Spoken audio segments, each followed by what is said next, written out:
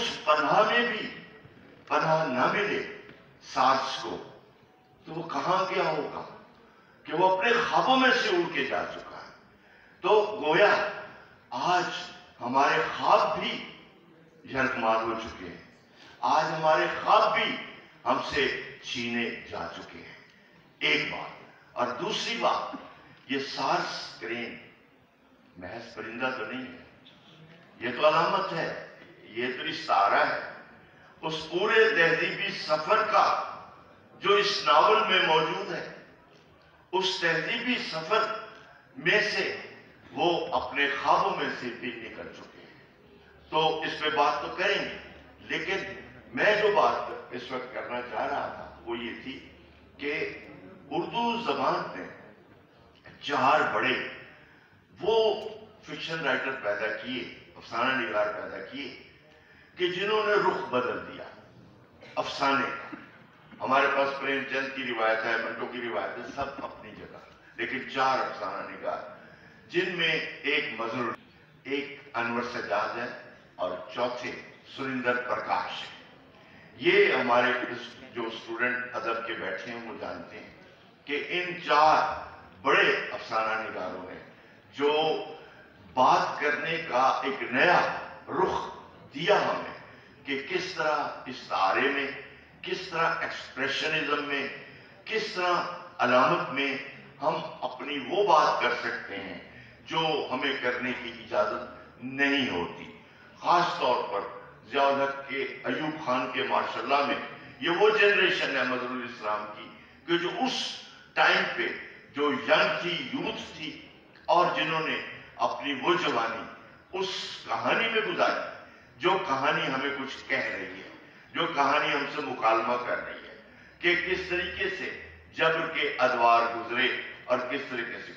मैं इससे पहले कि उनसे उनके सफर की बात पूछूं, इस नावल के हवाले से मैं एक बात अभी बताता चलूं कि एक बेहद कॉम्प्लेक्स नावल है, अपने दाखिली सफर से खारजी सफर तक फैलाव रखता है और ये ट्रांसेंड करता है एक सदी से दूसरी सदी में, और इसमें टाइम एंड स्पेस को तोड़ा गया है। अगरचे हमारे बहुत सारे आलमी सतह के नॉवल निगार उन्होंने टाइम एंड स्पेस को तोड़ा है, और तोड़ने के लिए उन्होंने मुख्तलिफ ट्रांजिशंस इस्तेमाल किए हैं।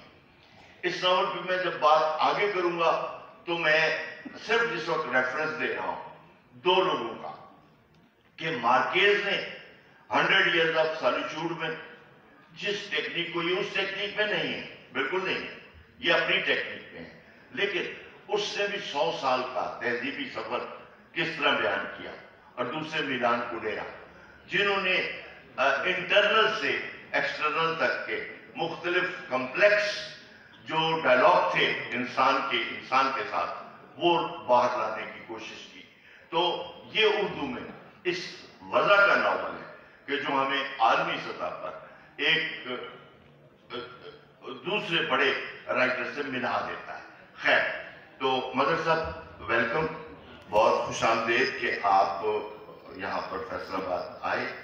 तो इस नावल की काफी सालों आप लिखते रहे, कुछ साल, तो आया, तो थोड़ा सा इसका तजर्बा बताएं। बाद में मैं बहुत सारी बातें आगे खोलूंगा, लेकिन फिलहाल आप इसके लिखने का तजर्बा आप थोड़ा सा हमें शेयर करें। शाह साहब, आपका भी शुक्रिया और आप सब अहबाब का भी शुक्रिया कि आपने मुझे यहाँ बुलाया।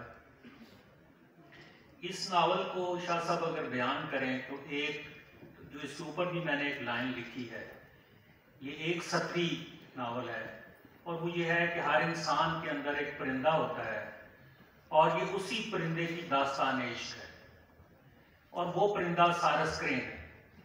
अब सारस क्रेन को क्यों मुंतखब किया गया? ये वाहिद परिंदा है दुनिया में जो सिर्फ एक बार जोड़ा बनाता है, दोबारा जोड़ा नहीं बनाता, और अगर इसका स्पाउस मर जाए या गुम हो जाए तो ये उसको ढूंढता रहता है, और अगर वो मर जाए तो उसकी लाश पर बैठा रहता है, हत्ता कि खुद भी जान दे देता है। और ये जहांगीर बादशाह ने अपनी किताब में इसका जिक्र भी किया है। तो परिंदों में परिंदे जोड़े बदलते रहते हैं, लेकिन सारस क्रेन अपना जोड़ा नहीं बदलता कभी भी। तो इसलिए मेरे ज़हन में जब मैं छोटा था तो मैं एक्चुअली आपको बताना चाहता हूँ ये कि बहुत से लोग मेरे से सवाल भी करते हैं कि ये जो त्रिस्पाती हकीकत निगारी और ये सारी चीज़ें किस तरह तुम्हारे पास आई। मैं ये बताना चाहता हूँ कि मेरी पैदाइश जो है वो जनूबी पंजाब के एक बड़े तहैयर अंगेज किस्म के जंगल में हुई, क्योंकि मेरे वालिद जो थे वो फॉरेस्ट ऑफिसर थे और वो महकमा जंगलात में काम करने की वजह से उनको जंगल के किनारे पे एक घर मिला हुआ था और वो वहीं रहते थे। मेरी जो इब्तदाई परवरिश की है वो जंगल ने की है, माँ बाप ने और जंगल ने। और जंगल जो था वो मेरे अंदर इतना चला गया कि जब मैं ग्रो कर गया तो वो जंगल मेरे अंदर उगाया। उस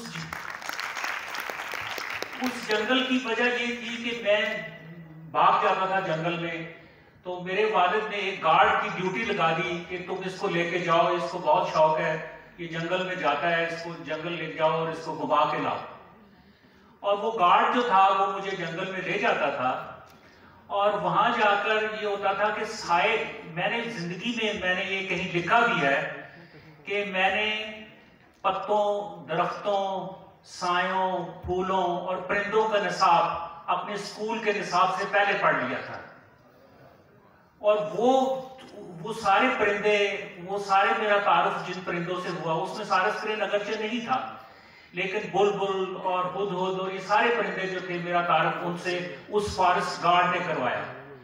और फिर वो ये था कि जंगल में अगर आप जाएं तो मुझे किसी ने पूछा था कि वक्त के बारे में तुम्हारा क्या ख्याल है। तो मैंने कहा था कि कभी कभी मुझे लगता है जैसे वक्त एक मुकाम है, एक जगह का नाम है, और जिंदगी के मैं 2 जगहों ऐसी हैं जहां मैं जाता हूं तो मुझे ये महसूस होता है कि ये वक्त, ये मुकाम जो है ये वक्त है। एक जंगल और एक एंटीक शॉप। मैं जब भी किसी एंटीक शॉप पे जाता हूं तो मुझे लगता है ये वक्त, ये मुकाम जो है इसका नाम वक्त है। लिहाजा ये है कि मैं ये परिंदा, जब मैंने वो जो गार्ड ने मुझे परिंदे इंट्रोड्यूस किए थे, साथ ही साथ उसने मुझे कुछ कहानियां सुनाई थी। और जंगल में रहने वाले और जंगल के किनारों पर आबाद लोगों की यहाँ फैंटेसी बहुत होती है उनकी स्टोरीज में शाह साहब। तो वो फैंटेसी उधर से, उन कहानियों के जरिए से मेरे अंदर सरायत कर गई। जंगल एक हकीकत था, लेकिन जंगल में फैली हुई सारी फजा जो थी वो फैंटेसी थी।